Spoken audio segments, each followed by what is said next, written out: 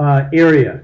There are some other areas where they're not zero. Like, see, these are all zeroed, but if I go to, for instance, detail, it automatically applies certain amounts of some settings, unless this image, the defaults on this machine have been changed. Usually, I believe the sharpening is up a little bit and the noise reduction is up. I'm not sure why it isn't here. I think this is usually at 5 or somewhere near it, and that kind of thing. There's a chance that the defaults on this machine have been changed in the past. So the icon in the grid view, the little plus minus icon that shows that they've been modified, really is just saying it's different than the defaults? Different than defaults, okay. Yeah. Different from the defaults, and if it's a RAW file, there's probably an XMP file sitting in the same folder. Whereas if there's no icon there would be no XMP file for your RAW files. They wouldn't need it because you just apply the defaults. Okay? All right. Let's see, what else did I want to cover? One other thing is sometimes Lightroom's interface gets in the way. You just want to concentrate on your pictures.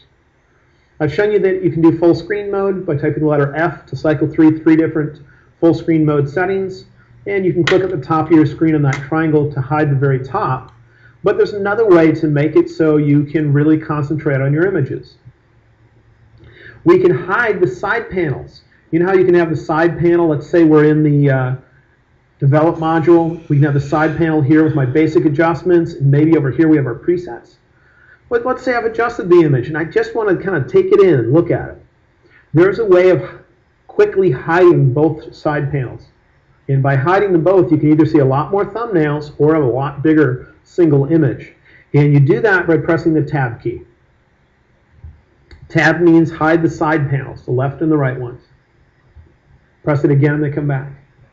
So if you want to concentrate on your image, Tab is not a bad key to hit. There is one more panel that is occasionally visible. I've had it hidden because we haven't talked about it yet, and we're going to mainly talk about it tomorrow. And that is at the bottom of my screen. There's a triangle. If I click on it, you get this thing called the film strip showing up. So I've said that you can hit Tab to hide your side panels. If you hit that and you have that little film strip visible, the film strip stays there. Tab just means the side panels. There is a keyboard shortcut for hiding all of them, and that would be Shift-Tab. So if you like to have that one at the bottom of your screen, you use it a lot, then Shift-Tab means let me just look at my picture. Whereas Tab means just the side panels. Okay? We're not going to have that thing at the bottom visible, though, until tomorrow. So I just wanted to mention it, though, so you think about it at the same time I mentioned Tab.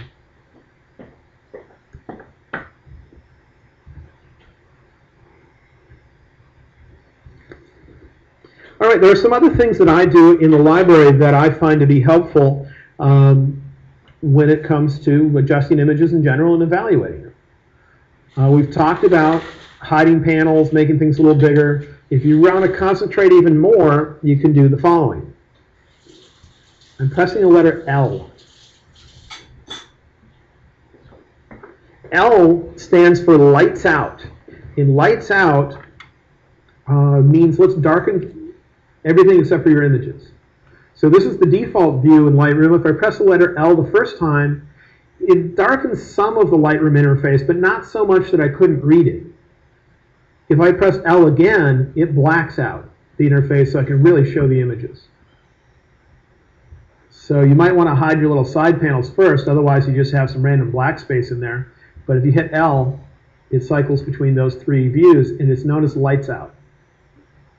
You can still do most things in Lightroom. You can double-click on things. If you know with keyboard shortcuts for getting to things, you can. And if you move your mouse to the edge of your screen, you can get to your menu bar. Move it to the left side of your screen. You'll temporarily get to this stuff. When you move on top of your image, it goes back into lights out. So letter L is lights out.